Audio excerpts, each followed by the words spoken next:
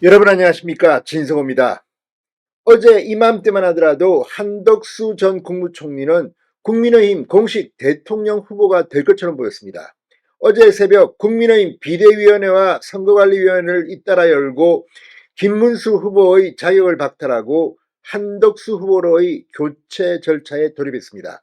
그런데 뜻밖의 이 당원들의 반격이 있었습니다. 김문수를 지키기 위해서 후보 교체에 반대표가 더 많이 나온 겁니다. 사실 표차는 크지 않았다고 하지만 반대를 했습니다. 그리고 김문수 후보가 전격 복권됐습니다. 부활했습니다. 자, 오늘 이런 과정 속에서 김문수 후보가 드디어 선관위에 후보 등록을 했습니다. 한덕수 전 총리도 오늘 긴급 입장문을 밝혔고, 또 김문수 후보가 후보 등록을 한 뒤에 두 사람은 만났습니다. 그런데 이 과정을 보면 왜 한덕수가 아니라 김문수가 최종 승리를 했느냐, 이걸 느끼게 합니다.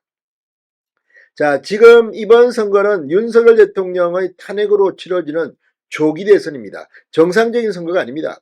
그렇기 때문에 상당히 이 파고가 심했습니다. 무엇보다도 한덕수 전 총리의 부각으로 국민의힘 대통령 후보 경선은 하나만 한 것이다. 이건 어차피 한덕수 밥상 차려주는 요식행위가 아니냐, 이런 비판이 나왔고, 실제로 오세훈 서울시장은 불출마를 선언했습니다.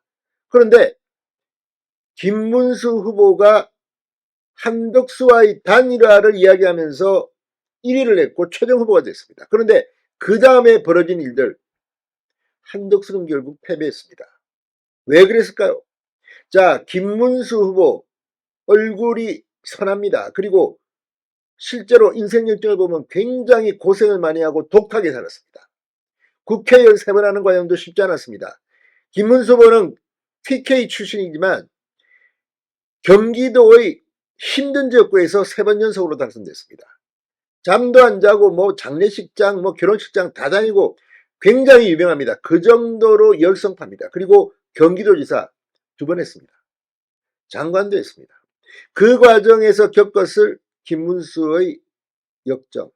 자, 한덕수 전 총리는 인격적으로나 경험이나 능력이나 최고의 엘리트입니다.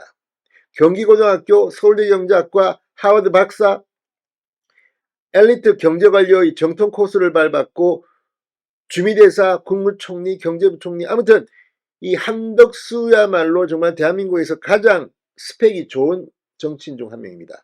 그럼에도 불구하고 결국 고건 전 총리와 반기문 전 유엔 사무총장의 전철을 밟아서 결국 대통령 후보 본선에는 출마할 수 없게 됐습니다. 자, 오늘 한덕수 전 총리와 김문수 후보가 만나는 장면을 보면, 그리고 한덕수 전 총리가 오늘 입장문을 발표한 것을 보면 왜 한덕수 후보가 김문수 후보에게 패했는지를 알 수 있습니다. 흔히들 숟가락 얹고 온다는 말도 있습니다. 그러나 가장 무서운 건 지지율입니다. 또 이 지지율 때문에 많은 사람들이 정치적 나락에 빠지기도 합니다. 반기문을 불러낸 게 여론조사 지지율이었고, 한덕수를 불러낸 게 여론조사 지지율이었습니다. 그래서 김문수 후보도 경선 과정에서 한덕수와의 단일화를 이야기한 겁니다. 이재명을 잡아야 하니까. 그런데 최종 후보가 된 뒤 벌어진 일들은 상식적으로 납득하기 힘든 게 많았습니다. 무엇보다 이런 식의 전철이 계속된다면 다음에도 대통령 후보 경선은 상당히 혼란에 빠질 수가 있습니다. 자, 어쨌거나 오늘 한덕수 후보가 김문수 후보를 만났습니다. 무슨 대화가 오갔을까요? 진성호의 융단 폭격 시작합니다.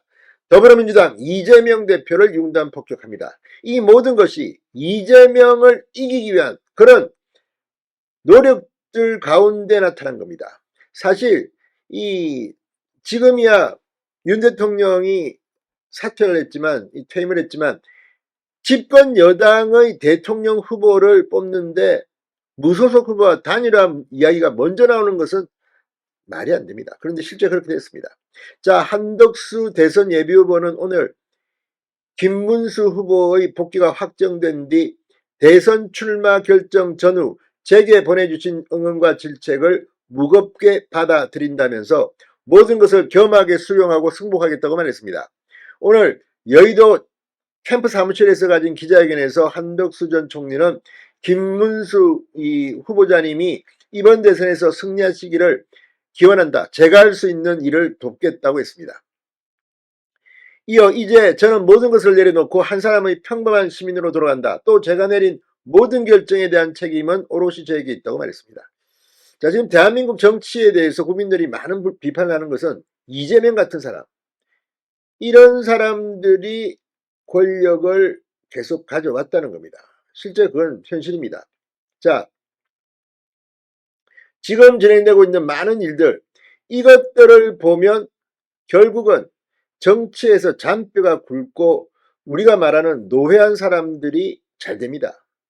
신선하고 능력 있고 신인 이런 사람들 잘 안 됩니다. 자, 아무튼 한덕수 전 총리 실제 능력이나 이런 걸 떠나서 이번 대선에 들어오는 것 자체에 대해서도 사람들이 사실 말이 많았습니다. 왜? 대통령 권한 대행으로서 사실 이 트럼프 행정부와의 이런 일들은 제일 잘할 수 있습니다. 그런데 그렇다면 좀 더 독하게 했어야 합니다. 이번 이 단일화 과정에서 보여준 한덕수 후보의 모습은 너무 쉽게 국민의힘과의 유리한 고지를 점령하려고 하는, 그리고 그 주변, 이번에 사실은 김문수 후보 캠프도 그렇고 한덕수 후보 캠프도 그렇고 일반 국민들 눈에는 불편하게 보이는 사람들이 꽤 많습니다. 실제 정말 제대로 된 정치인들은 그런 캠프에서 주요한 역할을 하기가 힘듭니다. 왜?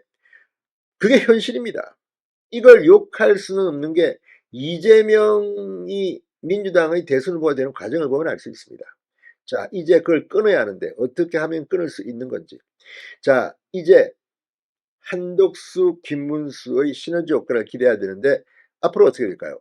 자, 오늘 이 김문수 후보가 한덕수 후보를 만났을 때의 광경입니다. 김문수 후보는 한덕수 전 총리에게 선대위원장을 맡아달라고 요청했는데 실무적으로 논의해보겠다고 한덕수 후보는 답했습니다.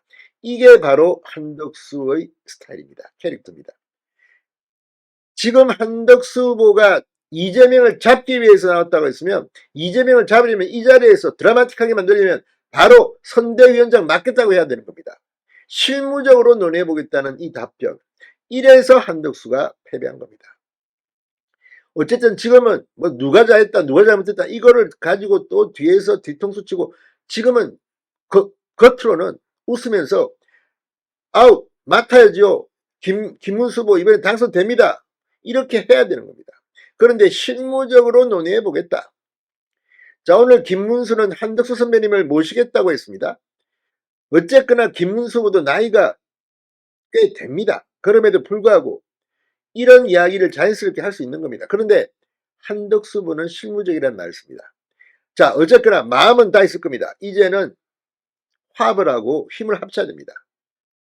김문수의 뚝심이 결국은 국민의힘의 공식 대선 후보를 쟁취한 겁니다. 그리고 그 과정에는 당원들이 지켜주고 있었던 겁니다. 진성호의 융단 폭격이었습니다. 여러분 감사합니다.